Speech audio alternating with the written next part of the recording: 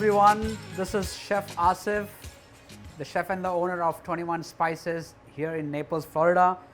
Today, there is a very interesting dish which happens to be from the city I was born in India called Hyderabad. The origin of this dish is from that particular city. What's amazing about this dish is that it was prepared by my mother, who taught me when I was a kid how to prepare this.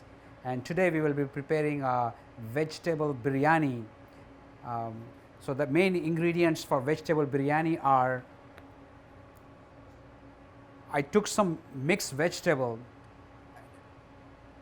potatoes, green beans, carrots and green peas. So what I did is I cut the vegetables into chunks or diamond shape, I call it. If you can cut it into diamond shape, it will be good.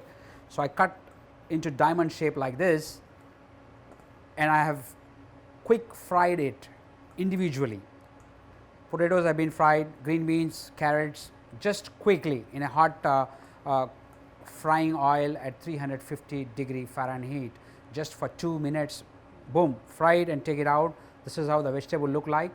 And this is very important because this biryani comes out so well when you prepare like this. The other ingredients with this are the spices, which are very, very important in part of this dish. You have cardamom, you have red chili powder, you have curry powder, cumin seeds, you have yogurt, you can use Greek yogurt, garam masala, dried rose petals, rose water, saffron milk. I have a dough here which I will be using to seal the pot, and then I have cinnamon sticks, ginger garlic paste, cilantro and fresh mint.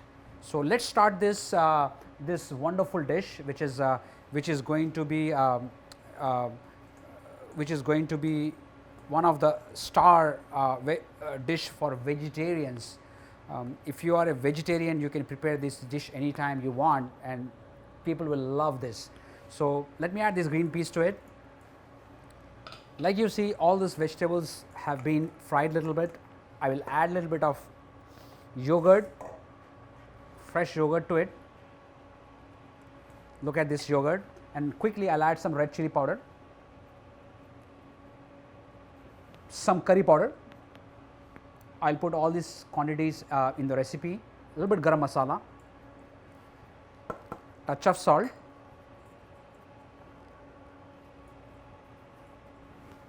and then I'll chop some cilantro and some mint.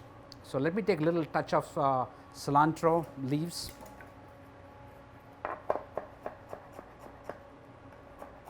And when I chop the cilantro, I keep the stalks because I want to use the stalks for the water which I am boiling here right now. I use the stalk of the cilantro. I put it right inside the water for the flavor. Mint, fresh mint. Just take some leaves, chop the mint only one time.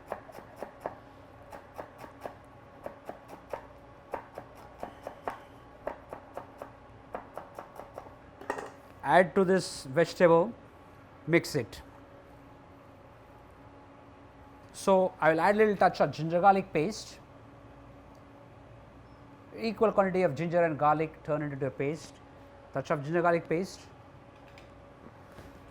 I am mixing this, and then I will add a little bit of vegetable oil. It's very simple recipe. It's not complicated, and simple, anybody can prepare it. So you saw the mixture, now it's nice and smooth.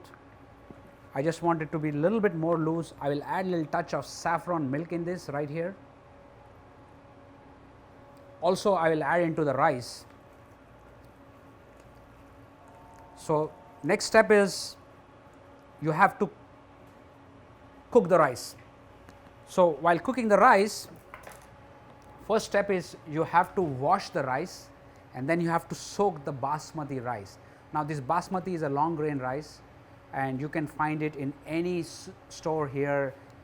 Nowadays it's available in the supermarkets, in Costco, in Walmart, everywhere it's there. So I just soaked it for half an hour, washed it and soaked it, and then here we have prepared a water. You can see this water. This is a very flavorful water which has cardamom in it, cilantro in it, a little bit of lemon, bay leaf, and I also added a little bit of cinnamon sticks. So now this water has been boiling and have a lot of flavor in it. So next step I will do is I will put the rice inside this water and we will cook it.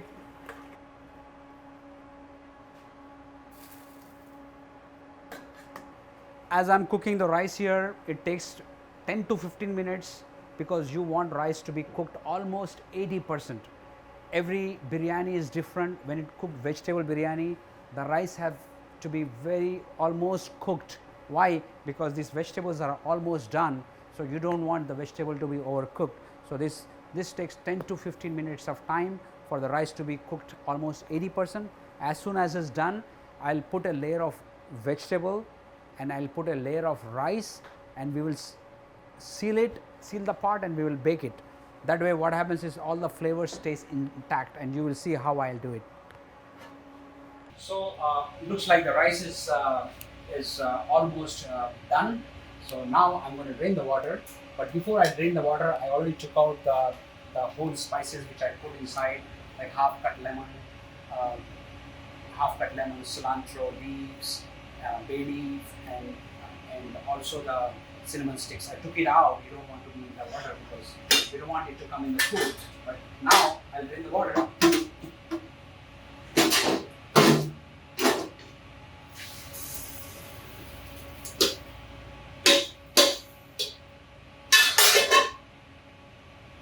So look at this rice.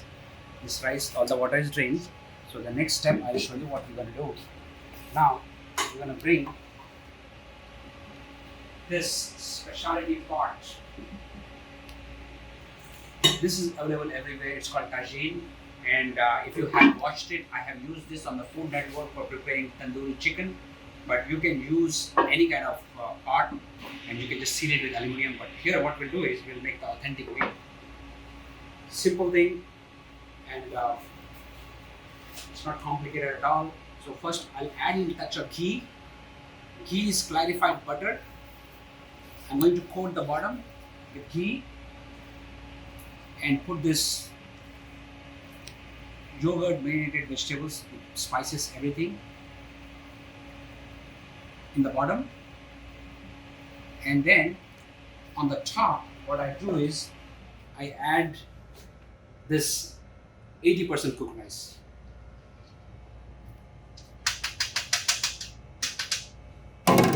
It smells so good, the basmati rice with all the spices, everything. Look at this. I'm just not stuffing it or not pressing it because you don't want the grains to be overcooked and mushy. You want it to be nice and fluffy. So now the final part is I'll add a touch of ghee to it again on the top, and then we will add rose water. Touch of rose water, a little bit of rose petals in the bottom here for the flavor, saffron, milk.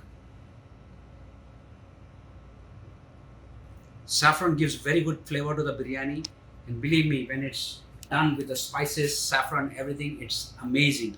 So next step I use is I want to seal this completely, that way the steam doesn't escape. It's a very important step. So what I do normally is I prepare a dough like this, a soft dough, and spread the dough like a small string and cover this entire pot. Act like it's sealing the pot. That way the steam doesn't escape, and this is very important part. There are a lot of variations of biryani, but nobody prepares like this, so I want you to enjoy it. the biryani done this way, and try to see if you can get a clay tagine. So this lid I'm gonna put on top of it, and then seal it again one more time. That way you don't want the steam to escape, and it's like you're covering it completely with this. The flavors will be inside, and then the rice, which is 80% cooked, will finish in this, and this will hardly take I would say 15 to 20 minutes in a hot oven at 350 degrees. So right, this part I'm going to put in the oven at 350 degrees for 15 minutes, and it will be ready to go. After 15 minutes of baking this at 350 degrees, the vegetable biryani is ready. You can see the dough, nice, and let's open it and see what's there inside.